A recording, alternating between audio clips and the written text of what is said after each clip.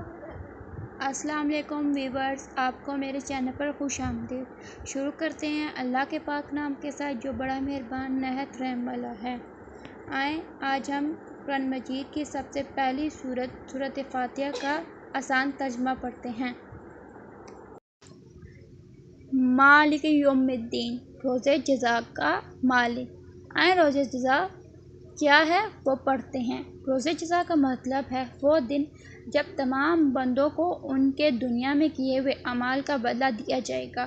یوں تو روز جزا سے پہلے بھی کائنات کی ہر چیز کا اصل مالک اللہ تعالیٰ ہے، لیکن یہاں خاص طور پر روز جزا کے مالک ہونے کا ذکر اس لیے کیا گیا ہے کہ دنیا میں اللہ تعالیٰ نے ہی انسانوں کو بہت سی چیزوں کا مالک بنایا ہے، لیکن ملکیت اگرچہ ناقص اور عارضی ہے، تاہم ظاہری صورت کے لحاظ سے ملکیت ہی ہے، لیکن قیامت کے دن جب جزا و سزا کا مرحلہ آئے گا تو ناقص اور عارضی ملکیت بھی ختم ہو جائے گی۔ اس وقت ظاہری ملکیت بھی اللہ تعالیٰ